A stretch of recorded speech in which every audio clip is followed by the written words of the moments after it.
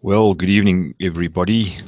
It is Monday, the 21st of November, Monday evening, 8 p.m. here in South Africa. And after an absence of some weeks, I'm actually back on my Hangouts, which I hope to be kept more regular um, um, up into the future, the weeks and the months ahead. Um, but yeah, nice to be back on a Hangout again after a bit of a break. And I thought I'd keep this particular one this evening pretty short. I don't think it's going to go too long. But one thing that I've realized for myself, and I'm sure other people also maybe struggle with this, is in the area of goal setting. And I think the big thing with goal setting is many people don't go ahead and set goals because they realize that there might be a bit of conflict in goal setting. And what I mean by that is, take for example, somebody who may decide that, let's say, a young person, age 24, may decide that they're going to set themselves a goal that by age 30 they want to be a millionaire, or maybe an older person in their mid 40s sets a similar type of goal and gives themselves maybe 10 years to the late 50s to 60s to make so much money, or live in a house in a certain area, or anything similar to that.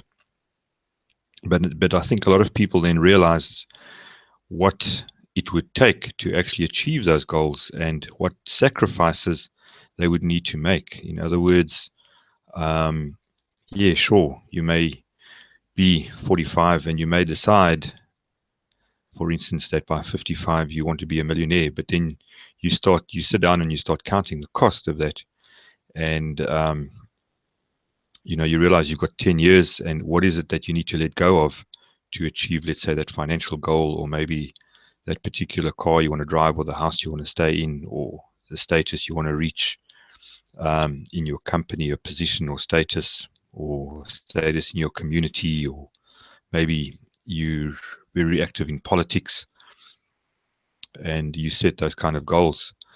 So I think for a lot of people, getting out in getting into goal setting, realizing that that's pretty much a part of success and achieving things, is to actually set goals and plan plan your route to your success. So what has been very helpful to me is that the best way to go about it, and as I say, in my own personal experience, and I hope what I'm sharing now may be useful to somebody out there, is that to realize that you don't just have one particular area of your life that you need to be successful in. It does need to be balanced. And it's actually a principle that I learned from the late Stephen Covey, the guy who wrote The 7 Habits of Effective People. I might not have the title 100% right, but he showed in that book that one needs to be balanced about going about your life and about setting goals for your success. And what he actually suggested, and something that I found very useful, and which I'm sharing here now from my own experience, is that you break your whole life up into different categories. In other words, you're not just a dad, or you're not just a mom, you're not an accountant, or just an engineer, or just a doctor. You're a human being, and you're all of the things in between. You can be a dad, you can be a husband, you can be a brother, you can be an uncle, and the human experience is quite rich and full as far as that's concerned. And so what I've learned to do is to actually have a goal for each of the different areas your life. Okay, so I've actually for my 7 categories that I've sort of developed for myself.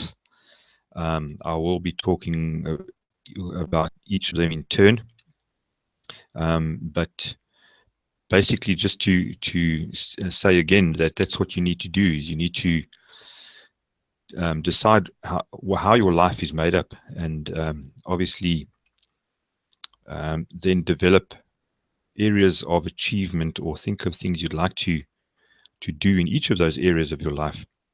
And so maybe just to quickly name what my 7 areas are, and then I'll talk a little bit around each one of them. And as I say, I don't want to keep this is not going to be too long. I just want to point out that this is a nice way of going ahead and setting goals. So just to name my areas, my first one is spiritual and ethical. And then I've got another area for family and home. And then another category is financial and career. My fourth one is mental and educational. Then you also want to be aware of and spend time on your physical, your body, your physical body and your health. Number 6 is cultural and social. And then my 7th one is fun. And so now if you break up your daily living into those areas, and once again, I do tend to be a bit of an analyst. I like to put things into categories and very defined lines between things, and I think sometimes that can be a bit frustrating to people who may have different personality traits, but I do like that kind of structure, and it might just be helpful to somebody else out there who's maybe who doesn't know where to start, what goals to set first, and what to prioritize in terms of goal setting. So let me just go back then to, and I actually did name them there in what I consider to be the order of priority for myself. So the first area of my life that I do set goals in is spiritual and ethical. Obviously, one must make time and take time to ponder the greater meaning in life, to think about what it is that your values are, what you believe in, and be grounded in your own set of values, whatever those may be. I know that one of my favorite quotations is attributed to a guy called Alexander Hamilton, and he said, "He who does not stand for something falls for anything." Okay, so spiritual and ethical, you do want to have a good idea of who you are, where you stand in terms of your values. And of course, you may be wanting to set some goals in that area, like, for instance, the goal of spending more time in quiet time and meditation and study.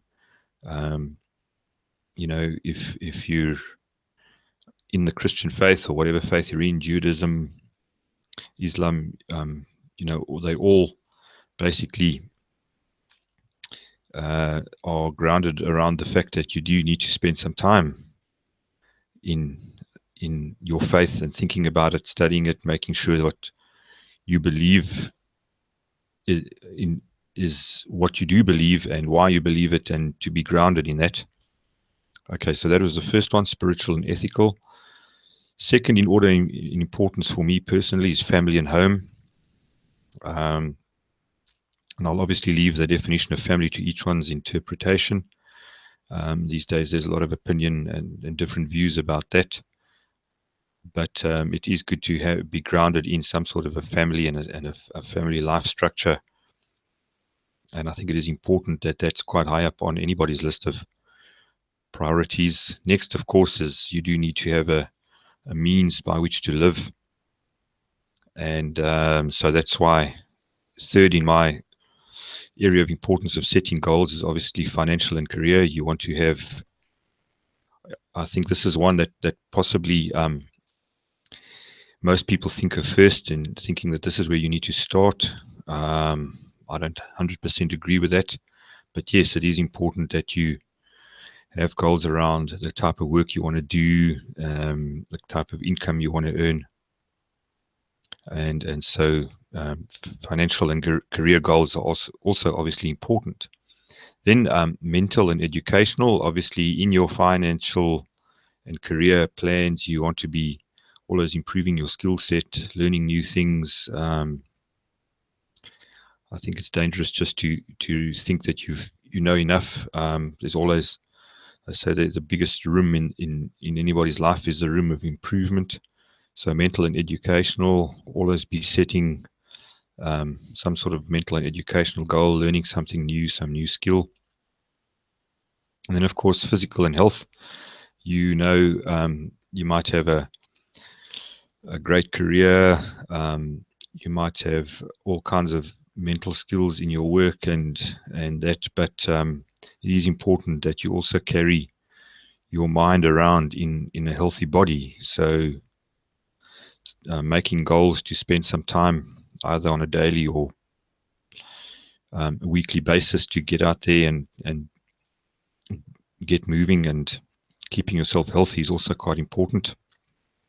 And then cultural and social, number 6. I think it's also important to be aware of what's going on around you in your own community, in your own town, in your own city, possibly in your own province or state, and just generally in the world around you, in your country. What is the prevailing sort of atmosphere out there? What do you agree with? What don't you agree with? Do you have a goal to be involved culturally and socially? Do you have a standpoint culturally and socially? I'm not saying be a radical activist one way or another, but also I think it is important to know what the trends are, where they're going. Do you agree with them? If not, are you engaging in healthy debate and dialogue about what's going on in your community? So I think it is important to be awake and aware to what's going on around you culturally and socially as well. And then, of course, number 7, fun and recreational. We all need to take time out. We all need to get rest and not just, I'm not just talking about sleep or just lying around, but one re-energizing and invigorating things to do is to go for a nice walk or a run or a cycle, go down to the beach, jump in the waves, something like that, fun and recreational. And sometimes even, I think what could qualify there too is a good movie. Go and see some play somewhere, get involved in maybe playing your own musical instrument or something like that. So as you can see, you don't have to just be stuck in one particular area in life and get into a rut about a certain goal you're trying to achieve. I think by doing that, you might find that you're actually not fulfilling yourself. You don't feel as if you're 100% whole, and you might feel an emptiness because you're just focusing on one area of your life and a particular goal in that area. But if you balance it across typically these different sort of areas of your life and have a goal that you're working on in each of those areas, I think you'll find life gets much more exciting, much more invigorating, much more purposeful. You might have a frustration in one area, typically maybe at work, but you know that when you get home, you're also working on a goal of helping your kids build a go-kart or a tree house or something like that, and you can take your mind off the frustration and work on one of your other goals in one of the other areas of your life. So yeah, I didn't go into all the techniques and how you go about setting goals and all that. There's a lot of information about that out there as well. But I really just wanted to point out that it's important that you do have goals in different areas of your life and that you do spread it across all these areas. And I'll just, in closing, mention these as well, just go over them again. And as I say, you can make up your own categories, whatever works for you and whatever is suitable